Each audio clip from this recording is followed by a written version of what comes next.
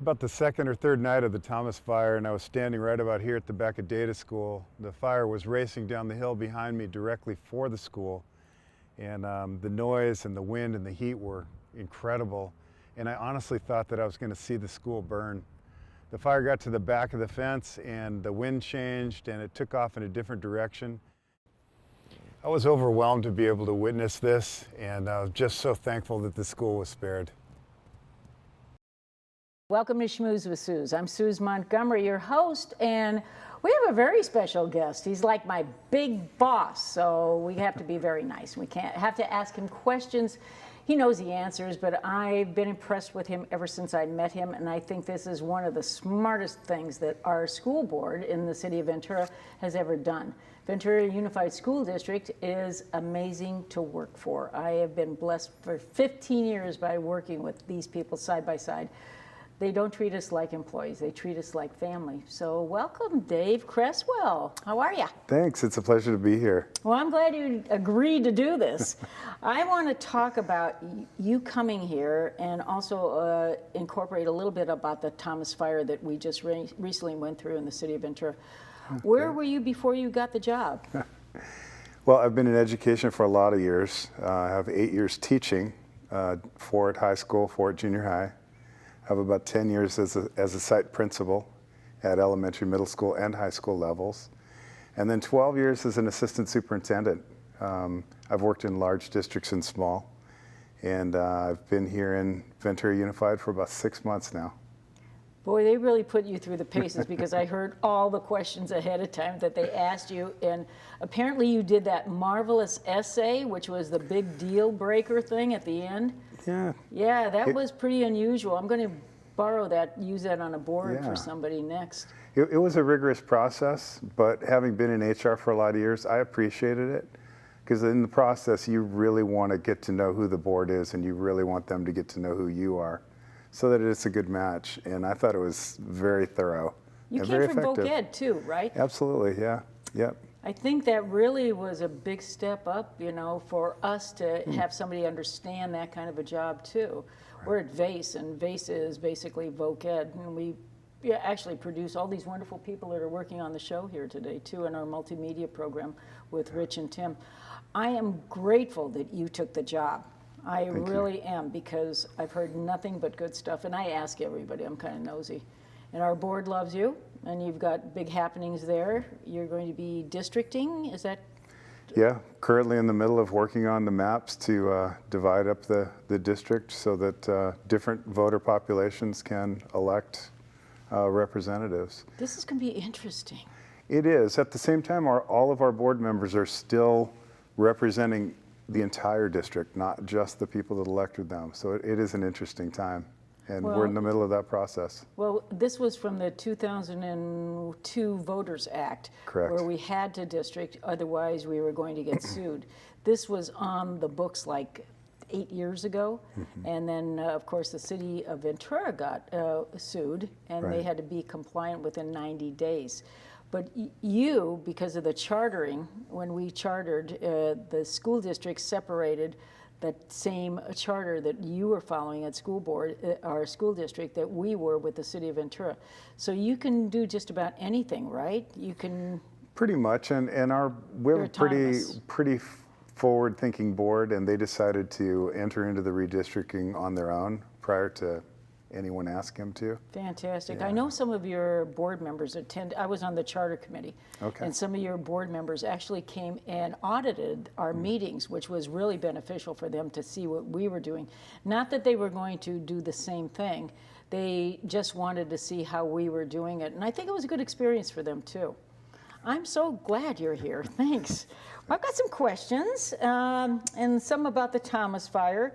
So where were you and what happened the night of December 4th, the night the Thomas Fire broke out?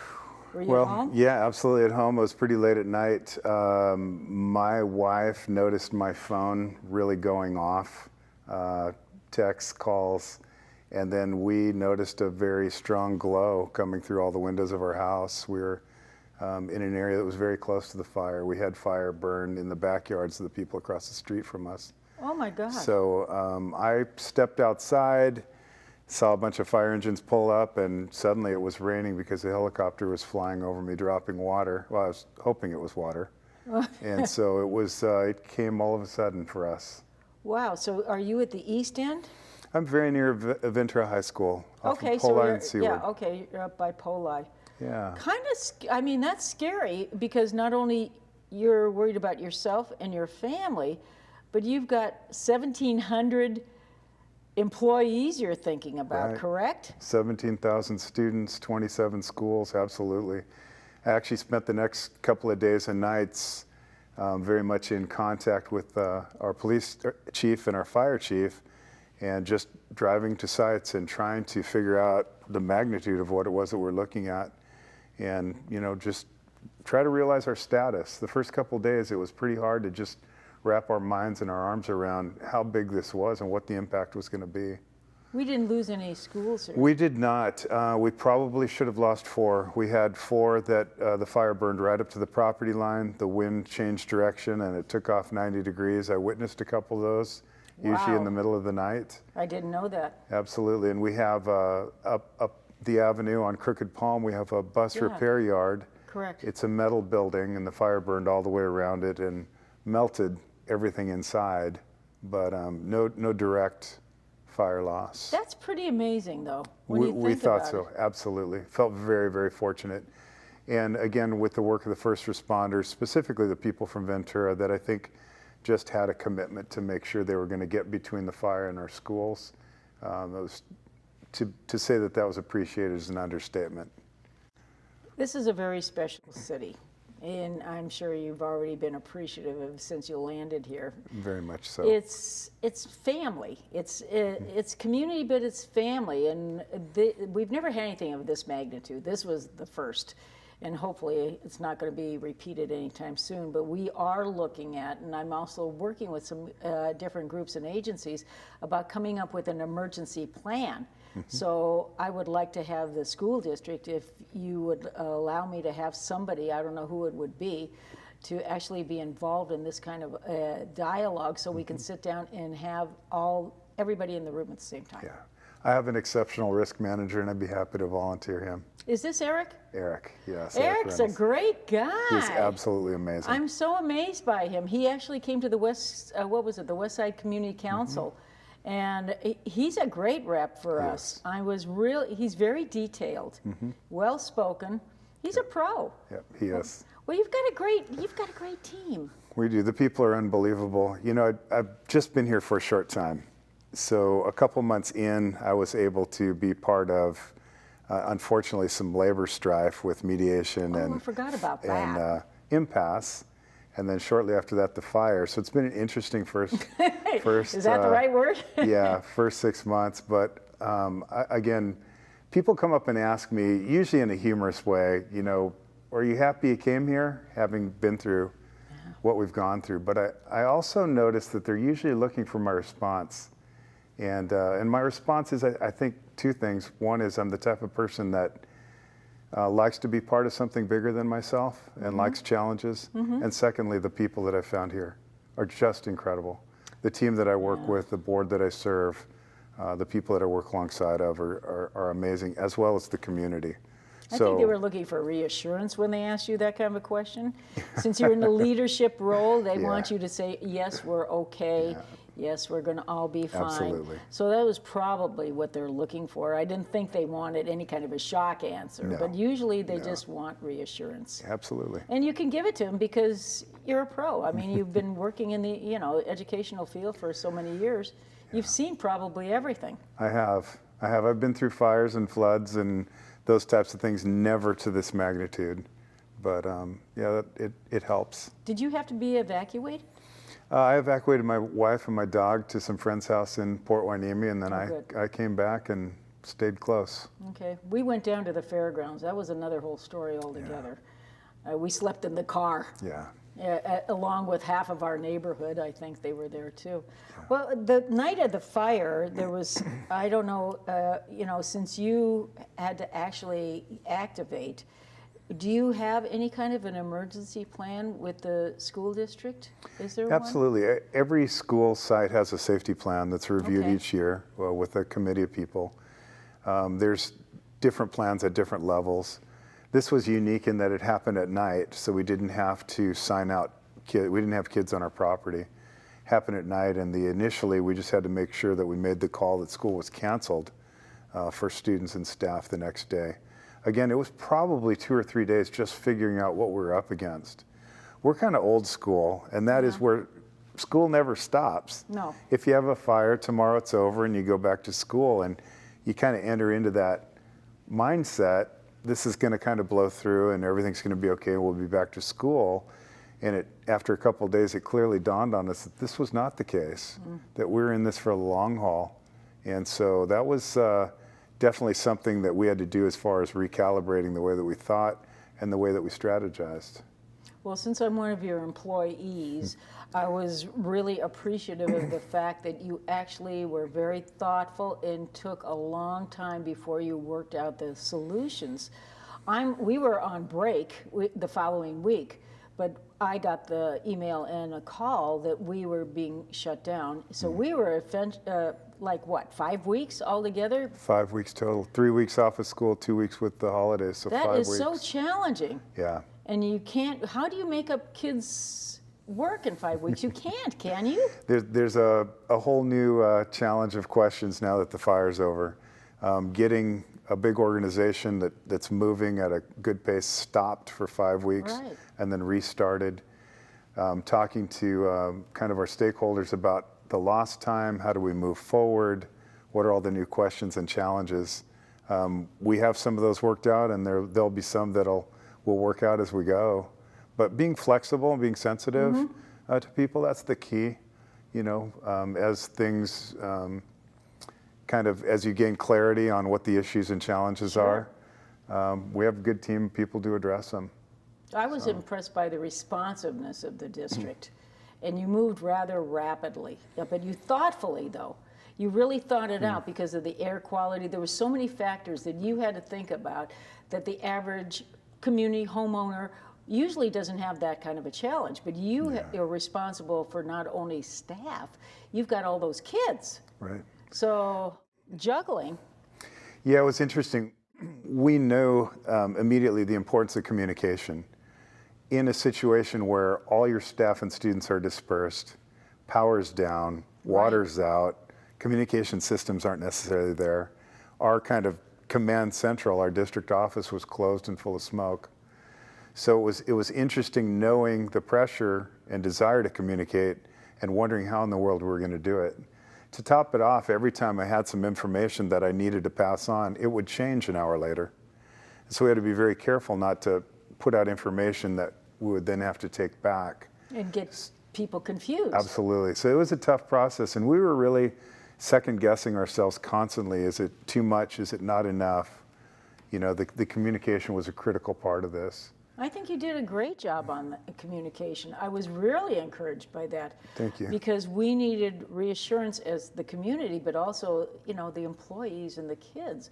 I mean, there's so many levels that were involved in this. And then you're working with all the different agencies, the county, the city.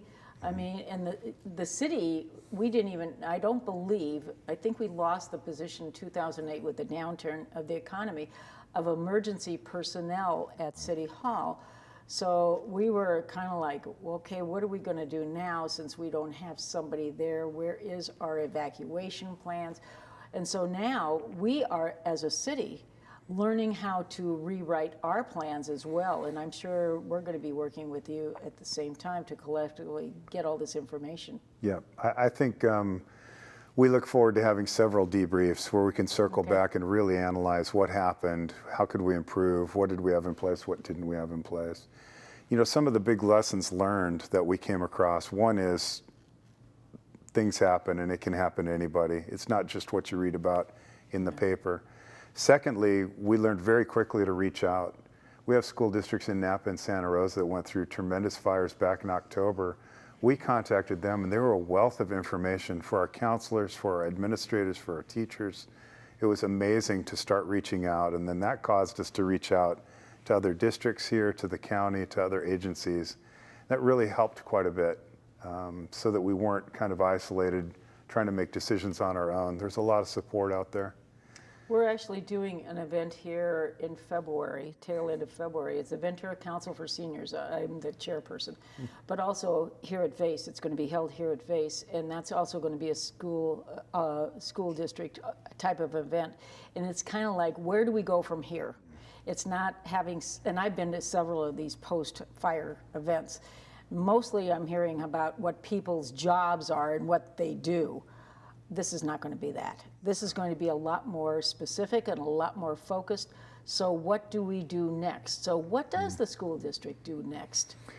Well, short term, we're in the middle of a school year. And so our challenges are, how do we make up the 14 days of lost instructional time? And then how do we move forward in the second semester with the kind of compressed amount of time where we have to redo our pacing guides and testing schedules, all those types of things. And so we're trying to, short term, we're trying to finish up this year strong. And we have the people and guidelines and plans in place to do that. Long term, I think a lot will be learned from our debriefs as we circle back internally and externally with the city and with other districts to say, you know, if and when something like this should happen again, how can we be better situated to handle it? I've got to say, there's unfortunately there's nothing that takes the place of experience. True.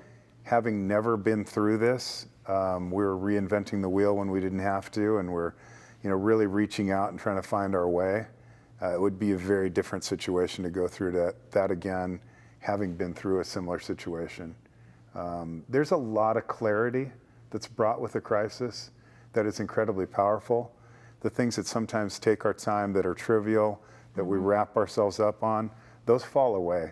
They aren't even discussed. You quickly and painfully, it becomes clear what the priorities are. And as you said, we had 20 indicators that we were monitoring hour by hour that would tell us if and when we could open our schools again. And we had people monitoring those and meeting and texting. Is that like a state mandated, or you just created? No, you know what? We just came up with it.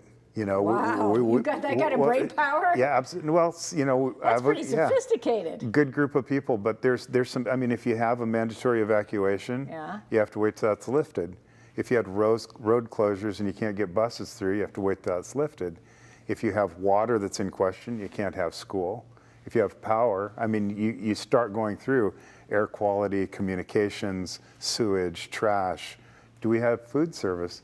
We lost all of the food in the district with the power outage. Oh my God, I never would have thought about that. All of the food at every school had no power. We had to throw it all out. Oh my God, that's a huge monetary loss. Absolutely. And then the big one is, between the time that you decide to open school and the time that kids come back, you have a lot of cleaning to do, right? You have to prepare those sites. And our process is we bring in a hygienist to assess every room, and he tells us what the cleaning protocol is for that room. And we rated it from 0 being easy to 3 being really tough. And then internally with our maintenance people and with outside contractors, we'd make the assignments and get it done. So we had a tremendous amount of work to do during the time, and actually that's, the winter holidays saved us. We had to have that, all that time, so all working the 24 hours a day. That you had to put into all these extra services, you and then with the money that you probably lost during the lag time of the 5 weeks, so can you make that up? Yeah, interestingly enough, we estimate the price tag of the cleanup for our district to be a little over $12 million. There's things that you and I never thought of. Do you know we had to scrape the top 2 inches of sand out every play box in the district? What? Because of the ash that fell on it. Really? Scrape off the top and replace it. You never think about that. You don't think about those things. Of course, every air filter in every unit, you know, all those types of things. God, yeah. Again, some surfaces we just needed to wipe down, other surfaces we needed to have professionally done. A hygienist told us and dictated what was There's what. actually a job classification for a hygienist? Industrial hygienists, and we I've think never heard of they them. do air samples and they do tests and surface tests and Now, is absolutely. this reportable to the State Department of Ed, or Nope. just something that you created? This is to be safe. That's what we Okay. decided to do. That was our process. They come in and test. They tell us what to do. We clean, and then we bring them back to say, yes, it's We've done it. acceptable, or no, do a little more. That is So that was our- amazing. I was our mean, process. what an education you had. I think Yeah, you could I've- probably do anything after this, right? I've actually got some experience in risk management and was part of a board for a JPA that did risk. So wasn't that far out of my wheelhouse, but it was, again, the magnitude was absolutely incredible. So we have a fabulous JPA that we're part of, and we'll work on the insurance to cover that. As far as the lost instructional time, we're applying with the county, with other districts to the state for waivers. Oh, so good. that our attendance will just continue to be counted. Good. Even because of the crisis. Because that's money. Absolutely. Yeah, because you do, for every kid, there's a dollar figure attached, correct? Absolutely. For performance and graduation and the whole bit. Right. I think in addition to what we'll recoup, there's going to be some money that we put out that we won't get back, that we just had to, and we're happy to spend to make things right. But, you know, our goal is to try to get coverage for what it was that we did. So in the future, now that you've gone through this like a holocaust of hell because of the fire, there's certain things that are going to change, or certain areas that you deal with that will be improved, or do you create like a manual for emergency? Well, I think the third component that you didn't mention is, because we went through this, we could have confirmation that what we had in place was adequate and right and proper. So and everything we're finding in a lot of ways we had the correct things in place. There's always areas for room for improvement, and you know, those will be identified. But by and large, we had a lot of things in place in this district, largely because of the history of people that care and do a good job and take very seriously being public servants and meeting the needs of this community. So being new, I got to reap the benefits of, you know, a lot of history, a lot of good work that was But it's done. also a perfect marriage of your experience and what you've gone through, and about those employees, our teachers and our staff, our classified and, you know, certificated peoples. Right. I mean, you've got an amazing pool of talent We that do. work for Ventura Unified.